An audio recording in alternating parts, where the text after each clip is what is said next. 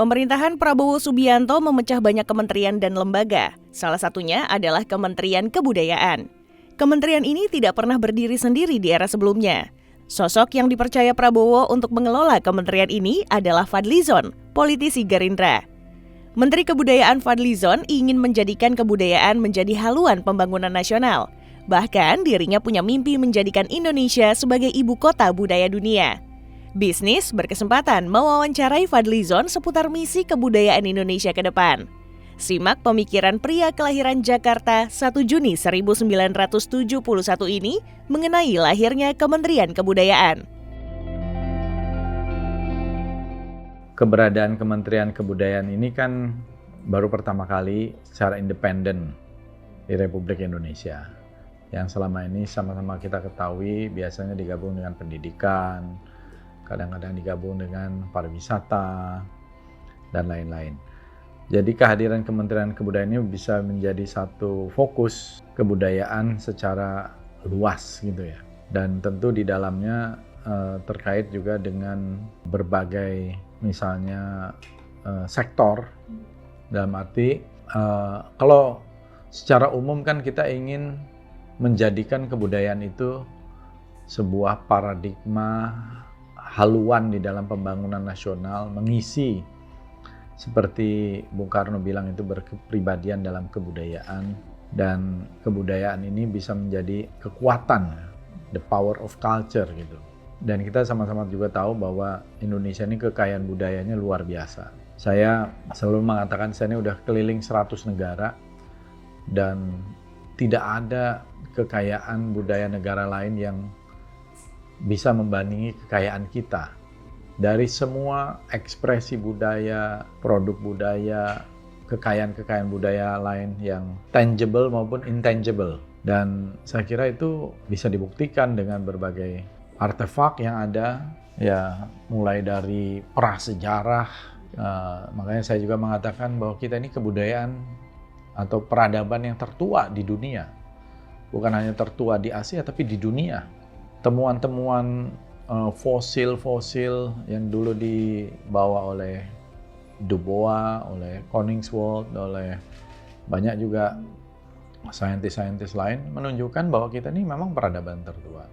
Bahkan dari temuan-temuan yang ada di Gua Leang-Leang, di Gua Lidah Air, itu menunjukkan kita ini dari ekspresi budaya, kalau itu dikatakanlah karya atau ekspresi budaya dalam bentuk lukisan-lukisan purba, itu kan dulu dikatakan umurnya 40.000 tahun, sekarang 52.000 tahun. Bahkan di Gua Lidah Air itu di Payakumbuh, itu bisa dikatakan lebih dari 60.000 tahun.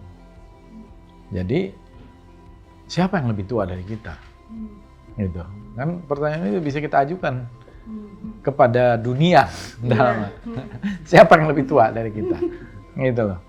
Di Perancis, di Spanyol, ya gua-gua purbanya atau lukisan-lukisan purbanya di kisaran 30.000 tahun. Saya udah ke Azerbaijan, ada open air museum 1 jam dari kota Baku itu, saya lupa namanya itu piktograf dan juga lukisan 20.000 tahun umurnya. Jadi kita ini peradaban yang tertua di dunia, tapi kita tidak pernah mengadvokasi ini kepada dunia bahwa kita ini peradaban yang tertua. Gitu. Bahkan di dalam teori prasejarah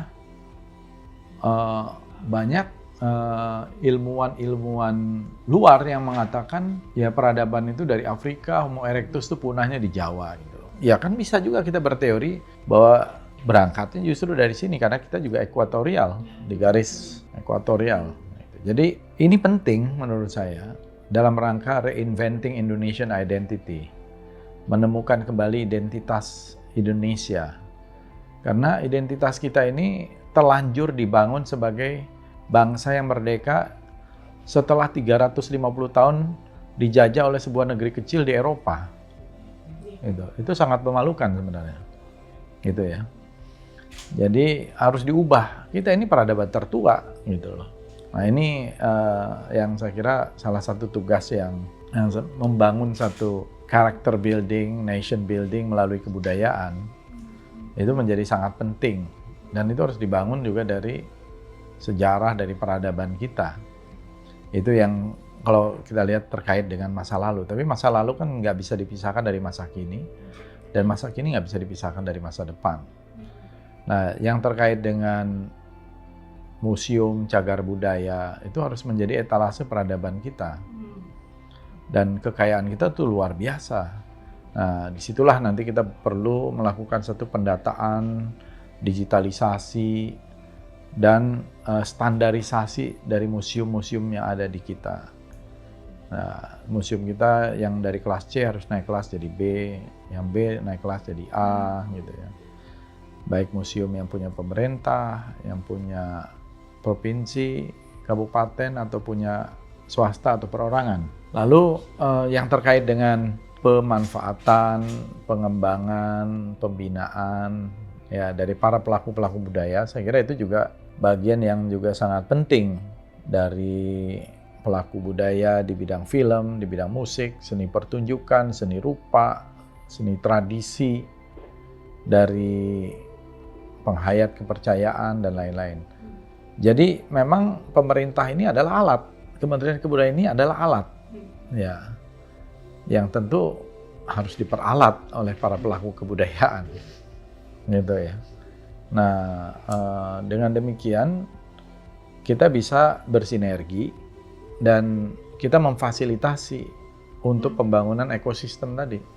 Ekosistem di bidang film, ekosistem di bidang musik, ekosistem di bidang seni rupa, seni pertunjukan, teater, sastra, dan juga ekspresi-ekspresi seni yang lain.